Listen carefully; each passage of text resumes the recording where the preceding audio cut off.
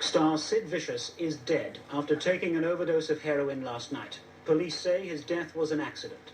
Vicious, real name John Simon Ritchie, left a New York prison only yesterday. He was released on $50,000 bail, charged with the murder of his girlfriend Nancy Spungen last October. His mother met him at the prison gates. Vicious went to a party to celebrate his release. Then, according to police, he took the heroin. He'd been having treatment to give up his addiction. Apparently last night's dose was too potent. Nick Gowing looks back on the stormy career of Sid Vicious. Sid Vicious was punk at the extreme, the most outrageous, the most violent, the most obscene. He wasn't there for his bass playing, at best that was mediocre. He was there for what he stood for, as the most rebellious of them all. On stage, unlike his subdued performance here, he often vomited and slashed his wrists. He frequently went much further. Off stage, his life was tempestuous and erratic. He picked fights freely. Not even his friends considered him normal. Until last year, when he met Nancy Spungen, a confirmed heroin addict, he was at least controllable after a fashion, but he described the relationship as one of fights and mutual beatings.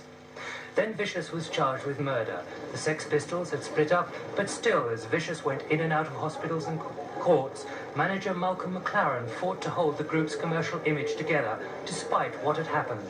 A friend explains. Well, all I can say is that we really tried. Everybody tried to talk to him, Steve and Paul. And Malcolm even went to the extent of physically kidnapping Nancy at one time, knowing that she was an extremely bad influence on him in that direction.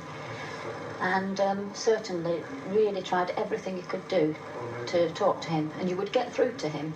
And then the next day, you'd be back to square one again.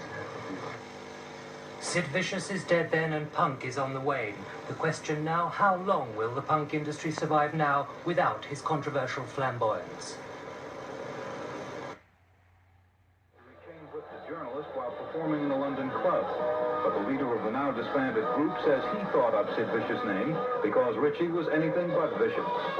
After cutting short an American tour last January, the group fell apart. Last October, Vicious, a heroin addict, was arrested and accused of fatally stabbing his girlfriend in the stomach.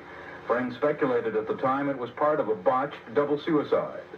Vicious' nude body was found today by his mother and a girlfriend in a Greenwich Village apartment one day after he was released from jail.